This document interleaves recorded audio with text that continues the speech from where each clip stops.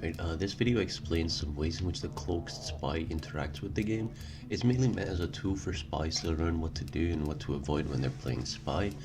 I'm by no means commenting on if these things are bugs or intended, if or how they should be fixed, etc. I'm merely documenting things that may or may not have gotten you killed if you didn't know about them. You can discuss the intentionality of a lot of these in the comments if you want. I'll read them, or maybe, react to them, whatnot. Alright, so the first little tidbit is that footsteps when in cloak, they do still produce sound. Now this is very subtle because footsteps on their own are already rather quiet. This happens for all cloaks, by the way. I would not really worry about this unless you're walking along specific surfaces like grates or wooden planks, because they might give you away a little bit more.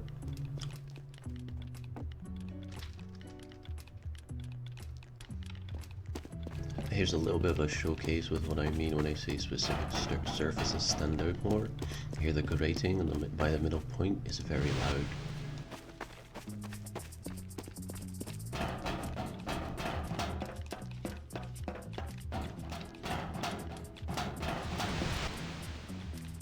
Alright, for the next little tidbit, as you may or may not know, cratering, also known as taking full damage, is another way to basically that can give away your position while in cloak.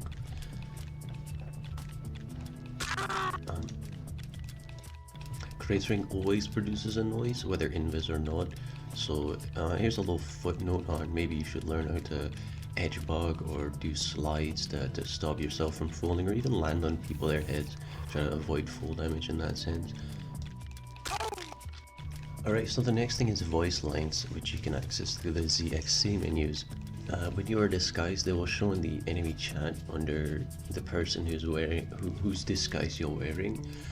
Sometimes this can actually also bug out and show your name as the spy saying that voice line, even though you're disguised.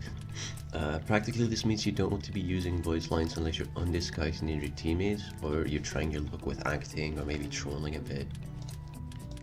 Here I'll quickly mention some bugs that used to kind of exist.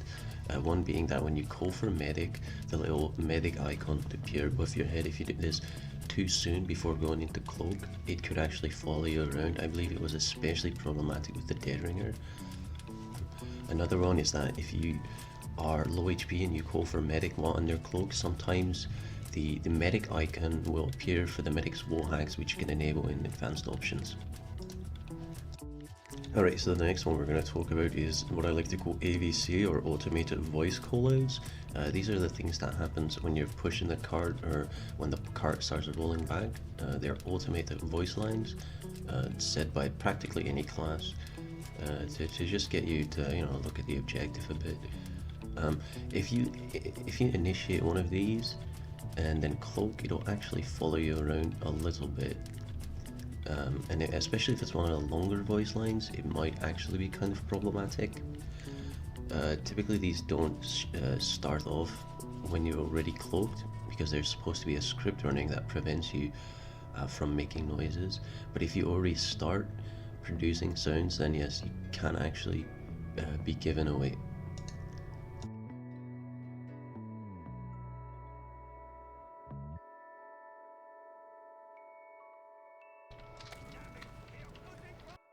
Alright, the next one is a sapper bug. This only happens on the AP sap because it's the only one that produces noise audible to other people on the server.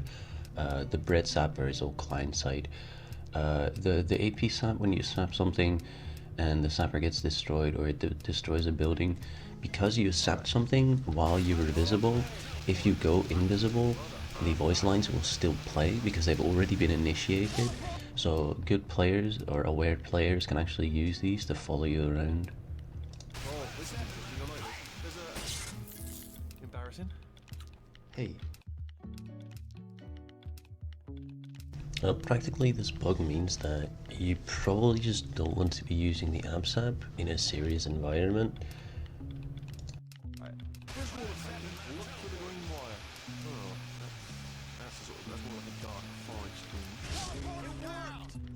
Alright, this last audio thing is I'll mention the fact that the flamethrower has a bit of a strange way that it works with the deadringer.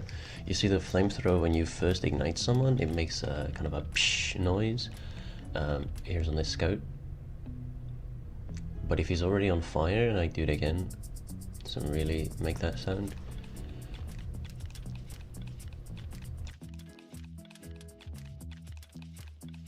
Yeah, so what happens with a deadringer is that because you're afterburn immune, every flare hitting you, like every flame particle hitting you, is lighting you on fire, therefore making the ignition sound, therefore just spamming the really like loud whoosh noise.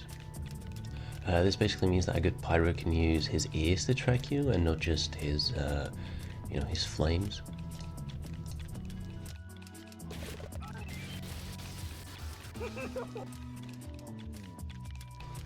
Alright, so first things first, for visible particle effects, I'll talk about the disguise smoke, which is all about just not disguising before you cloak, or having the timing down. It's very common knowledge, but I'm putting it up here anyway for, you know, being thorough.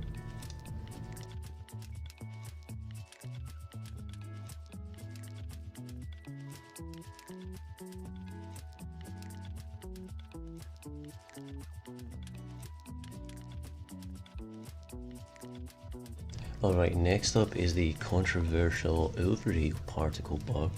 As you may or may not be aware, if you get a stab with the kunai, you are overhealed, which surrounds you by particles. Now, if you cloak soon after getting this stab or while being overhealed, these particles will follow you around a little bit, especially with the deadring, and this might be problematic since you move so fast. This happens with any overheal, with any cloak.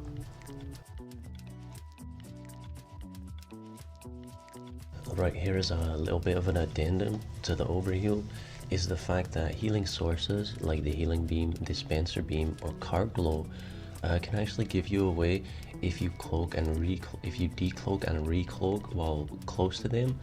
It's because of like the beam particle, it will log onto you as soon as you uncloak, and it will follow you around a little bit after you're done cloaking. You may have actually spotted the card glow one a little earlier in the video, but this one is the most detrimental because in competitive the spy often has to, you know, decloak and recloak around the card to make sure it doesn't roll back, and this can get him killed in that way. Alright, so now to move on to the arguably most broken one on this list. It's the Vaccinator. Now, if the medic uses the Vaccinator Ubercharge and he switches team, the resistance elements will stay floating above his head. This can happen to the patient as well. Even both can have the resistance element stuck above their head. This is more common on competitive configs, but both teams, the whole team switches at the end of the round. So if the medic is using on anyone during those seconds, they will both get those elements stuck above their head. You can even get all of the elements stuck above your head. So say you're a blue spy, you could actually get the bullet, the blast, and the fire resistance all above your head, then switch to red and then get those three as well. It looks really ridiculous. Now the reason it's a problem is because when the spy cloaks, these things do not cloak with him. There's also some other things that can break, like for instance you can see the Vaccinator bubble appear out of nowhere, or other Vaccinator particles that can get stuck.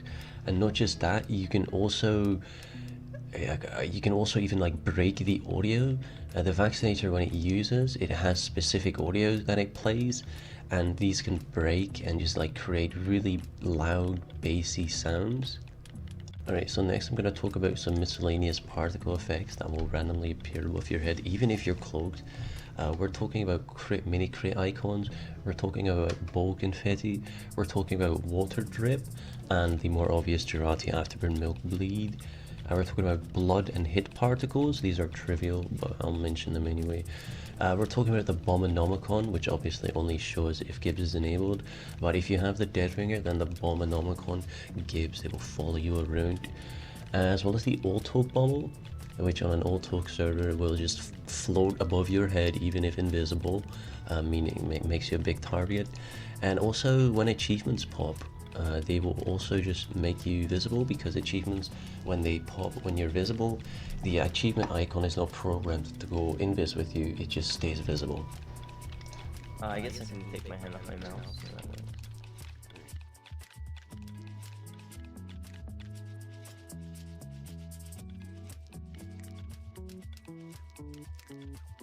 Alright, then someone finally, I'll mention the Noisemakers. These create both particles and audio, but these are obviously banned on competitive, so you know, take this with a grain of salt and or use it to troll in pubs. Right, here's some special mentions to a couple of bugs that I know might exist but I could not recreate.